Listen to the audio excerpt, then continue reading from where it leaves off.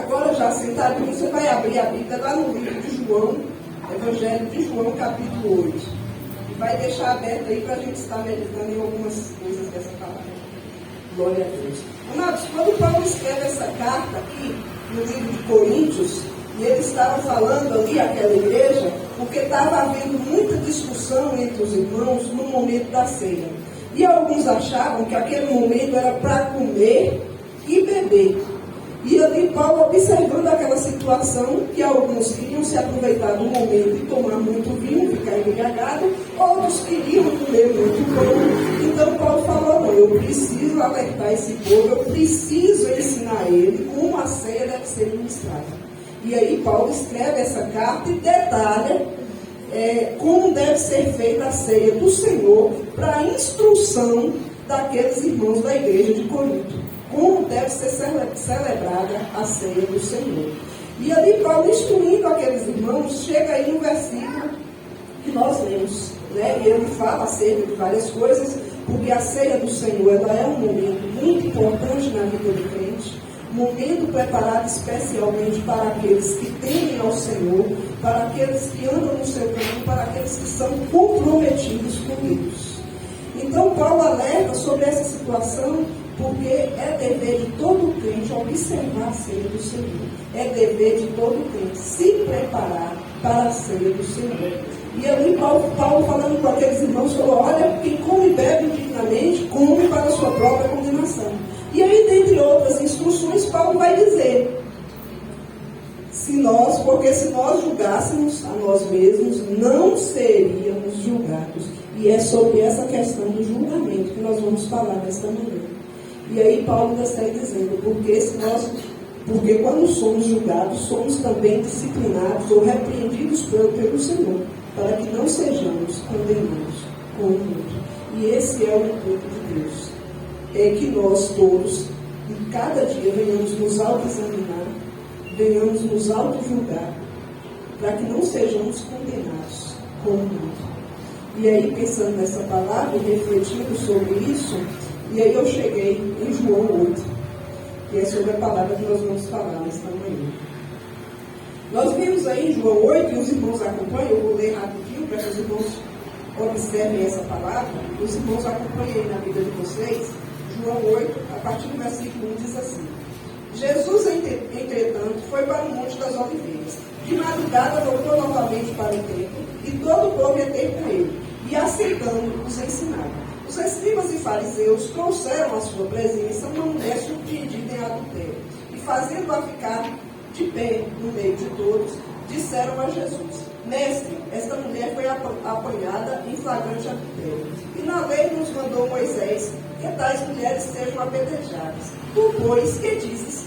Isso diziam eles, tentando, para terem de que o acusar. Mas Jesus, inclinando-se, escrevia na terra com o dedo.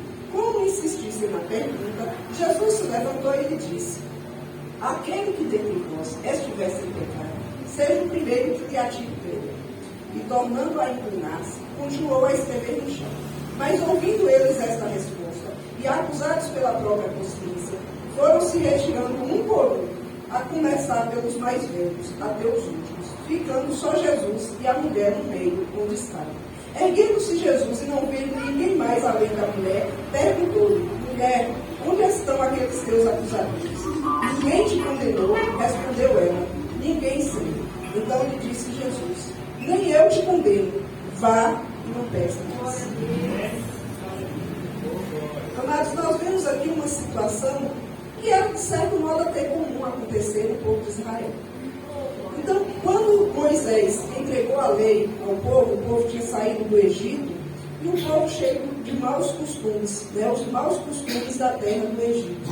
E ali, quando Moisés assume a direção daquele povo e tira aquele povo da terra do Egito, foi como Deus disse: olha, Moisés, a partir de agora é tudo novo. E eu vou dizer a esse povo como eles devem proceder. E o povo era cheio de pecado. A terra do Egito era uma terra que até hoje é uma terra idólatra, e tem muitas tradições, muitos costumes estranhos. E ali Deus começa a ensinar aquele povo, Moisés começa a passar a lei para aquele povo. E ali Deus lhe dá as tábuas dos 10 mandamentos, e o fala, né, sobre os direitos, sobre os deveres e também sobre as consequências dos pecados. E lá a Bíblia diz que se alguém fosse pego no próprio ato adulterando, essa pessoa tinha que ser apedrejada. E por que Deus colocou um castigo tão severo? Porque aquele povo era duro de coração. E eles aprendiam com o exemplo. Então Deus deu realmente punições severas àquele povo e a lei era muito clara.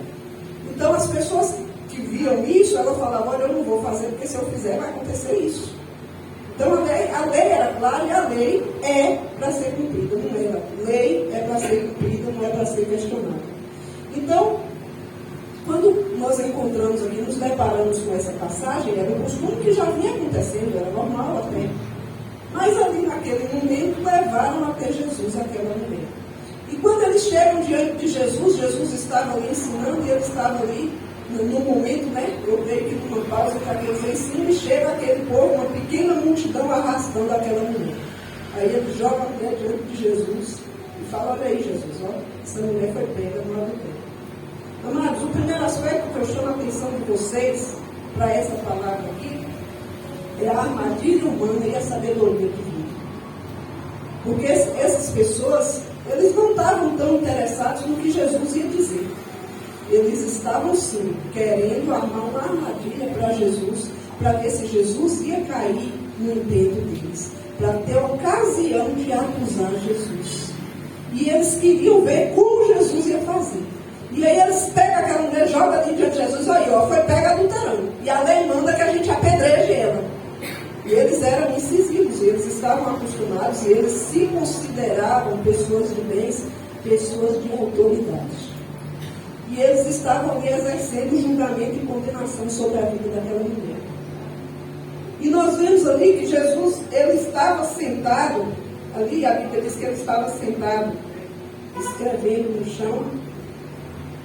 E ali ele começa a pensar naquela situação, e eles falam e Jesus ali escrevendo no chão. Agora vamos imaginar, irmãos, Jesus olhando para aquela cena e olhando para aquelas pessoas. Se Jesus dissesse àqueles homens, olha, não apedrejem esta mulher, Jesus, na visão deles, estaria sendo conivente com o pecado daquela mulher. Ele estaria apoiando o pecado daquela mulher. Por outro lado, se ele dissesse, pode apedrejar, a lei manda apedrejar, Jesus estaria sendo conivente com a morte daquela mulher. E isso ia contra todo o princípio que Jesus pregava, que era o amor, o perdão, a compaixão. E eles fizeram essa armadilha para Jesus, para saber se Jesus ia cair nessa armadilha. E a gente fica observando mais como nós, enquanto seres humanos, temos essa tendência de julgar as pessoas, de acusar e de condenar. A gente se acha juiz muitas vezes sobre o outro, quando na verdade o Senhor nos chamou para ser servos. O Senhor nos chamou para ter compaixão. O Senhor nos chamou para dar o perdão. E aqueles homens, eles eram conhecedores da lei, não eram pessoas leigas. A Bíblia relata que eles eram fariseus e escribas, então eles eram apegados à lei. Eles tinham acesso aos manuscritos, aos papiros, eles conheciam a lei. E observe todos vocês que as pessoas tentam nos acusar com aquilo que está na palavra. As pessoas, eles fizeram armadilha para Jesus com o que estava dentro da palavra. E nós, enquanto servos do Senhor, precisamos ter atenção a esses fatos e precisamos conhecer essa palavra. Porque, amados, na hora da dificuldade, na hora da luta, na hora da precisão, o que nos salva é a palavra. O que nos edifica é a palavra. Orar é bom, louvar é bom. Mas se crente que não conhece a palavra, ele não subsiste na presença de Deus. Porque o que dá exemplo para a nossa vida é a palavra. E eles tentaram ali armar uma armadilha para Jesus com a palavra. Está em Levítico, está em Deuteronômio, está em Êxodo. A lei mandava que apedrejasse. É lei. Lei é para ser cumprida, não é para ser questionada. Então eles tentaram acusar Jesus ali, e aquelas pessoas, eles fizeram essa armadilha para Jesus. Mas a palavra de Deus também ela é muito clara. E a gente tem que ter cuidado com essas coisas. E eu achei uma coisa interessante, escrita lá em Provérbios 26 e 27, que vai dizer assim, olha, quem prepara uma armadilha para outros, pedra sobre outros, por ela será esmagado. Está em Provérbios. Eu glorifico o Senhor por essa palavra, porque essa palavra tem resposta para tudo. Tudo que vocês procurarem na palavra de Deus, vocês vão encontrar. E a palavra de Deus, ela é fiel e verdadeira. E quando Provérbios diz isso, eu fiquei pensando, e aí me veio à mente aqui, eu trago à memória dos irmãos, o exemplo de Amã e de Mardoqueu. Amã achou que ele ia ser honrado pelo rei e mandou construir uma forma para Mardoqueu. E ali ele fez todo o seu plano, fez toda a sua maquinação, toda a sua artimanha, mas Deus livrou a Mardoqueu. E quem foi enforcado naquela forma que Amã construiu foi o próprio Amã, confirmando o que está escrito aqui nessa palavra de Provérbios. Então, quem faz uma armadilha para os outros, nela cairá. Amados, vamos ter cuidado com a nossa vida, com o que nós dizemos, com o que nós julgamos do outro. Porque o Senhor vê todas as coisas. E a armadilha pode se voltar contra nós. É bíblico. Vamos ter cuidado com a nossa vida, com os pensamentos do nosso coração, principalmente com o que sai da nossa boca. Deus não nos chamou para juízes, todos somos servos. Todos somos iguais diante de Deus. Deus não faz acepção de pessoas. E a gente tem que ter cuidado com os nossos julgamentos. Porque Deus é um Deus vivo, que tem olhos e vê, que tem ouvido e ouve. Não se ilude. Deus está contemplando a mim e a você. E enquanto os fariseus ali, eles acusavam aquela mulher, a Bíblia diz que Jesus ele escrevia no chão com o dedo. Ele estava ouvindo, ele estava atento, ele estava observando. Jesus é onisciente. Ele estava observando. E a Bíblia diz que ele estava escrevendo com o dedo. Talvez se alguém olhasse e falava assim, Jesus não está dando nem importância para isso. Jesus nem deu ligança. Né? Assim que a gente fala, Jesus nem deu ligança. E essa atitude de Jesus nos demonstra algumas coisas. Diante daquele problema, diante daquela dificuldade, Jesus estava refletindo. A gente observa que Jesus não foi precipitado em falar. Ele estava refletindo sobre aquela situação. E Jesus ali, diante daquilo também, Jesus demonstrou serenidade. Jesus não se exaltou. Jesus não ficou impaciente. Jesus não ficou irritado. Jesus demonstrou serenidade naquela situação. Então, diante dessa atitude de Jesus, a gente aprende que é necessário pensar antes de falar. Que é necessário a gente orar e pedir orientação a Deus como agir. A lei era clara, foi pegado dela, tinha que ser apedrejado. E aqueles homens ali acusando de Jesus, observando. E aí nós entramos em outro aspecto dessa palavra. E está lá em Coríntios, em 1 Coríntios 11, 28, Paulo ainda estuda os irmãos sobre a ceia, e Paulo é muito claro na sua fala, e ele diz assim, olha, examine-se, pois, o homem a si mesmo. E hoje, nesta manhã, eu convido a vocês, a todos nós, a fazer essa reflexão. Examine-se, pois, o homem a si mesmo. E Jesus ali, ele estava observando aquela situação, aqueles homens acusando ali aquela mulher. E aqueles homens, eles olharam aquela circunstância. Qual foi a circunstância? A mulher pega no próprio ato. Mas a gente é assim, é a nossa tendência humana, a gente olha a circunstância. A gente olha aquilo que está diante dos nossos olhos, da nossa visão.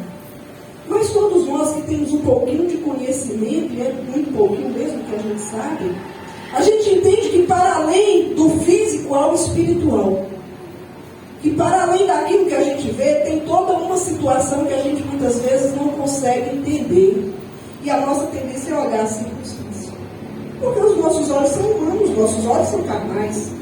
E aí eu meditando sobre isso, eu também me lembrei de Samuel, quando foi até a casa de Jessé, ungir Davi como rei. E aí Samuel ali, veio os filhos de Jessé. Samuel sabia qual era a missão, Jessé não sabia. E aí Samuel de repente vê Eliabe, e vem Eliabe, aquele homem alto, forte, muito bonito, né? Imagina, toda a pinta de rei. E aí Samuel olha e fala, certamente ele é o escolhido do Senhor. Porque Samuel olhou a aparência. E Deus repreendeu a Samuel.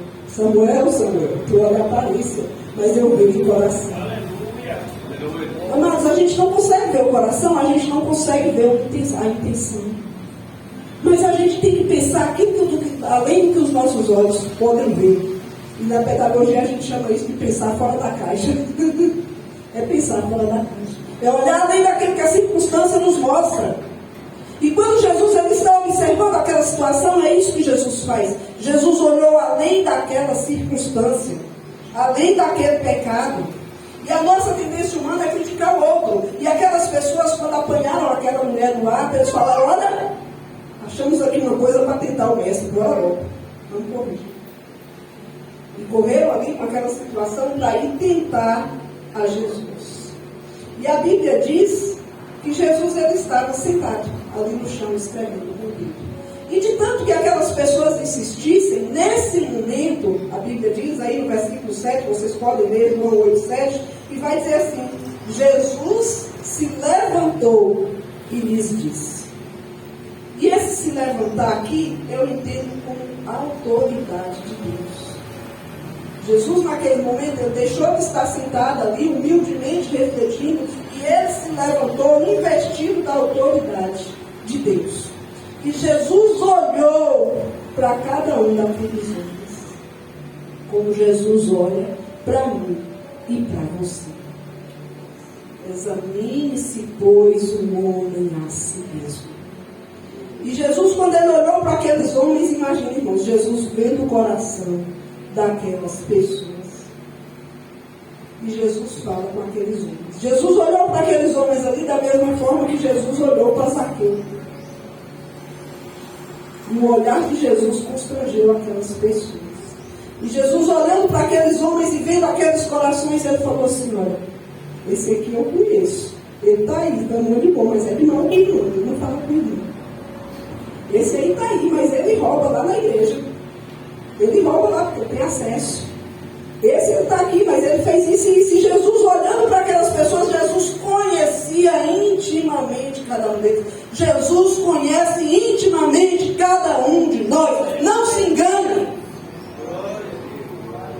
A Bíblia diz que aquilo que fizeres escondido, Deus mostra a luz do sol. Todas as coisas estão nuas e patentes aos olhos de Deus. E Jesus olhou para aqueles homens. E eles estavam ali todos investidos de autoridade, se achando muito santos e acusando aquela mulher. E a Bíblia também é muito clara, lá em Mateus 7, vai dizer: não julgueis para que não sejais julgados. A Bíblia é muito clara, irmãos. Deus não nos deu esse direito. E eu, no dia que o pastor falou assim: ó, você pode levar a palavra, eu falei: posso. E todas as vezes que eu penso a oportunidade, os irmãos tenham certeza que a palavra é revelada. Que não é aquilo que eu quero falar. É Deus que revela a palavra. Eu estava dormindo. E eu sonhei. E no sonho Jesus falava assim: nessa palavra ele igualou todos os pecados. Nessa palavra ele igualou todos os pecados. E isso ficou martelando na minha mente. E eu fiquei refletindo muitos dias nessa palavra. Porque nessa palavra contém um princípio muito importante. E no meu sonho tinha só isso, assim, nessa palavra Jesus igualou todos os pecados. E aí, se nós voltarmos lá um pouquinho atrás, lá em Mateus 5, Jesus falando ali, Jesus confirmando a lei, Jesus completando o que estava escrito na lei, nós vamos achar algo muito interessante, justamente sobre esse tema. E está lá no 5:28, Jesus falando: olha, se alguém olhar para uma mulher com intenção impura, já pecou. Aquela ali foi pega no próprio ato. Mas quanto daqueles homens ali em seu coração também já tinham cobiçado alguma mulher? Já tinha tido essa intenção no seu coração? E Jesus contempla, porque Jesus vê todas as coisas. Examine-se, pois, o homem a si mesmo. E aí nós chegamos aqui ao outro aspecto desta palavra. E Jesus exerce ali a misericórdia e o perdão. E ali, quando Jesus olha para aqueles homens, ele diz assim: olha, aquele dentre vós que não tem pecado, que seja o primeiro a atirar pedra contra ele. E quando Jesus fala isso, e a Bíblia é muito clara, e aí ele vai dizer que todos aqueles homens foram saindo um a um. Está aí no versículo 9. Mas, ouvindo elas esta resposta, observem na Bíblia de vocês, mas ouvindo eles essa resposta, e acusados, observe que aqui a palavra é clara, e acusados pela própria consciência, foram se retirando um por um, a começar pelos mais velhos. Mas o olhar de Jesus constrange. A palavra de Jesus confronta. E naquele momento, quando Jesus fala essa palavra, eles perceberam, eles falaram assim, olha, nós não somos menos pecadores que essa mulher. E esse é o princípio. Porque o pecado não é só o ato em si, mas aquilo também que está no nosso coração, na nossa mente, na nossa intenção. Se vocês forem ler Mateus 5, vocês vão entender esse princípio. E foi isso que Jesus estava ensinando àqueles homens. E ali, quando Jesus fala com eles, quem não tiver pecado, que atire a primeira pedra. E aí é onde eu digo aos irmãos, não julgueis para que não sejais julgados. Todos nós temos pecados. Claro, pecado, a consequência para quem rouba um carro é diferente para quem rouba um remédio. É diferente para quem rouba uma coisa pequena. Mas não deixa de ser roubo, não deixa de ser pecado. E esse é o princípio. Para Deus não tem pecadinho, pecadão, pecado é pecado. E ali todos aqueles homens foram saindo. E ali nós vemos o que? Exercida a misericórdia de Deus. E se fôssemos falar em outro lugar, nós dizemos assim, Jesus saiu pela tangente. Ele não falou para apedrejar a mulher. Ele também não falou para perdoar a mulher. Mas ele encontrou uma estratégia também que livrou aquela mulher daquele apedrejamento. E aí nós vemos que Jesus exerceu a misericórdia e o perdão. E todos nós, irmãos, precisamos ter na nossa vida essa capacidade de ter misericórdia, de perdoar, de tentar sentir a dor do outro e não julgar. E aí a gente fica refletindo na situação daquela mulher. Aí vamos analisar agora a situação daquela mulher. Jesus estava sentado no chão espremendo na areia. Aquela mulher ela foi arrastada por aqueles homens lá do local onde ela estava, da casa, do lugar que a Bíblia não diz, até aquele local onde Jesus estava. Ela passou por algumas ruas, passou por algumas pessoas, passou por muitos conhecidos e ela sendo arrastada por aqueles homens. Ela já chegou ali naquele lugar ferida, porque eles foram arrastando ela pela cidade. Ela chegou ali naquele lugar envergonhada, porque estava já diante de muitas pessoas. E aquela mulher ela estava ali só esperando a condenação. Ela estava esperando a primeira pedra atingir. Irmãos, a gente não tira o pecado daquela mulher, a gente não tira a culpa daquela mulher. Ela escolheu pecar. E quando nós escolhemos pecar, nós também estamos assumindo o risco da consequência. Porque todo pecado tem consequência. Aquela mulher sabia, a mulher é pecado, mas ela escolheu pecar. E quando nós escolhemos pecar, nós também assumimos o risco da consequência desse pecado. Não se iluda. Nenhum pecado fica encoberto. Talvez na mente dela for que nada, ninguém vai saber, ninguém vai ver. E essa é a ilusão do pecado. Primeiro, Deus está vendo. Primeiro, todas as coisas estão nuas e patentes aos olhos do Senhor. Segundo, a Bíblia diz que ai de nós que estamos rodeados por uma tão grande nuvem de testemunhas. E ela achou que ela não ia ser pega, mas ela foi. E aí nós olhamos para a situação daquela mulher, e quem de nós visse uma mulher naquele estado, a gente não ia sentir compaixão. A gente não ia perceber o sofrimento, o constrangimento daquela mulher, a vergonha daquela mulher. E aí a gente imagina também ela ali diante daquelas pessoas, e eu creio que naquele momento ela se arrependeu do seu pecado. E quando Jesus dá essa resposta, e aquela mulher ali encolhida, sozinha, impotente diante daquela situação de defesa, esperando as pedras, e Jesus dá essa sentença àqueles homens, a Bíblia diz que eles foram se afastando um a um. E quando Jesus olha, Jesus pergunta para aquela mulher, está aí no versículo 10, mulher, onde estão os teus acusadores? E ela olhou e falou, nenhum ficou, Jesus. E Jesus olhou para aquela mulher e disse assim, eu também não te condeno. Amados, Jesus naquele momento ele deu uma oportunidade para aquela mulher. Jesus naquele momento ele exerceu a compaixão, ele exerceu o perdão. Ele deu a oportunidade àquela mulher. Jesus exerceu a misericórdia. Aquela mulher foi alcançada pela graça de Deus, pelo perdão de Deus. Porque Jesus ele faz isso com as nossas vidas. Ele perdoa os nossos pecados, ele perdoa as nossas fraquezas, ele exerce sobre nós misericórdia. E eu fui pesquisar o que é misericórdia. Lá no Google eu achei que a misericórdia ela vem do latim misericor, que quer dizer coração que sente por aquele que está em miséria. Então a palavra misericórdia ela deriva da miséria. Miséria, está em miséria, mas precisa da misericórdia.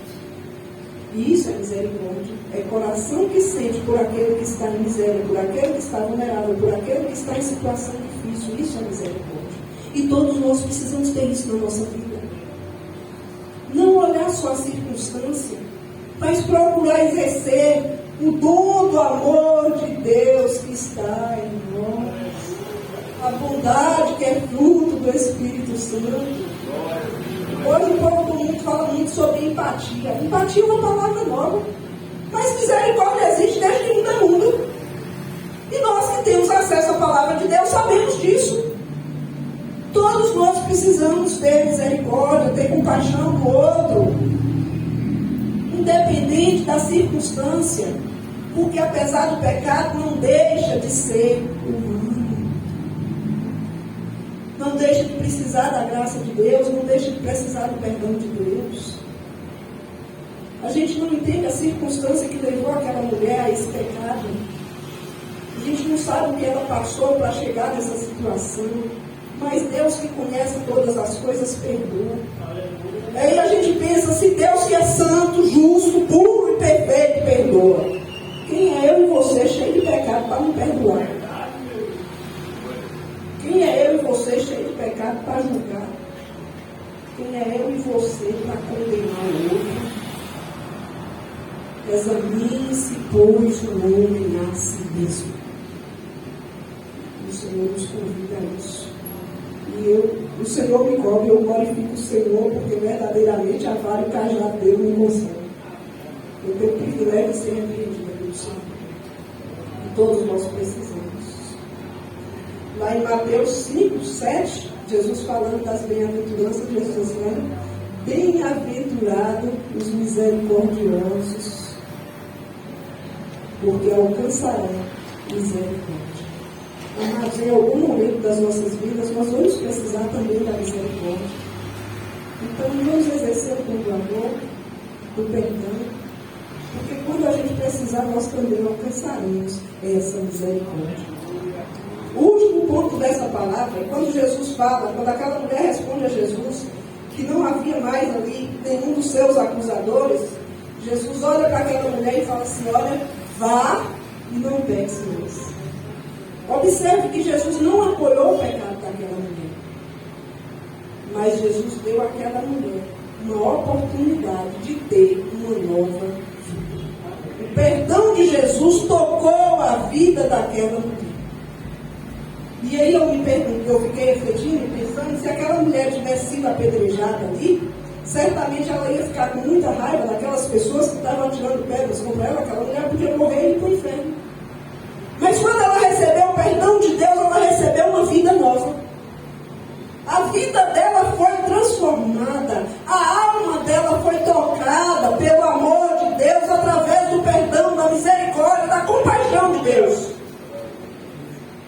E a vida daquela mulher ela foi transformada, porque Jesus anulou a condenação. Aleluia, Jesus. Amados, todos nós que estamos aqui fomos alcançados pela graça de Deus. Nós estamos aqui porque a bondade do Senhor nos alcançou.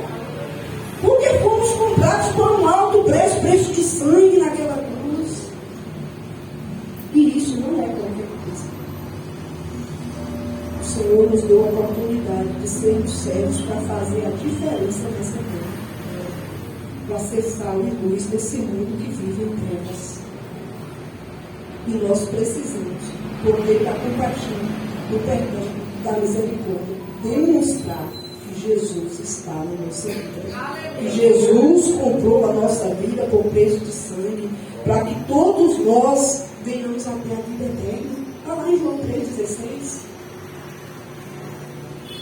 E aí nós vemos que em Coríntios 11, diz assim, olha, para não sermos condenados com o mundo. E é por isso que Jesus nos leva, nos chama à reflexão. É por isso que a palavra nos exorta. A Bíblia diz que Deus corrige a todos quanto eu. E nós somos amados pelo Senhor. Nós somos chamados à santificação de Deus. Para que não venhamos, como Paulo diz lá em Coríntios, ser condenados com o mundo. Então que possamos dia após dia examinar a nossa vida, o nosso proceder, as nossas palavras, as nossas ações. Lá no hospital eles chamam o povo de crente shopping. Eu perguntei para a minha colega, o que é isso? Crente falso. Aí eu botei a mão na cabeça e falei, meu Deus, que misericórdia de mim, que eu não venha ser um mau exemplo. E é assim que a gente tem que viver, pedindo misericórdia, para que as nossas palavras, as nossas ações, as nossas atitudes não sejam motivo de envergonhar o Evangelho de Deus, mas que as pessoas venham ver em nós testemunho de servos de Deus. Para que não sejamos condenados com o mundo. Amém, irmãos? Amém. E para concluir, eu quero dizer aos irmãos que o Senhor, Ele é maravilhoso. Que não importa o que aconteceu na nossa vida lá atrás. E não importa o pecado, porque só tem um que Deus não perdoa, que é o pecado contra o Espírito Santo. Mas que todos nós aqui fomos alcançados pela misericórdia de Deus, e isso é uma notícia muito boa para todas nós. Porque o Senhor tem grande compaixão, tem grande misericórdia por todos nós. E lá em Isaías 18 vai dizer que ainda que os seus pecados sejam como a escarlate, eles se tornarão branco como a neve. Amém? Então que todos nós venhamos fazer esse exame. Porque dessa forma nós não seremos condenados com o mundo, mas alcançaremos a salvação de Deus. Amém, irmãos? Eu glorifico ao Senhor pela oportunidade. Glória a Deus, em nome de Jesus.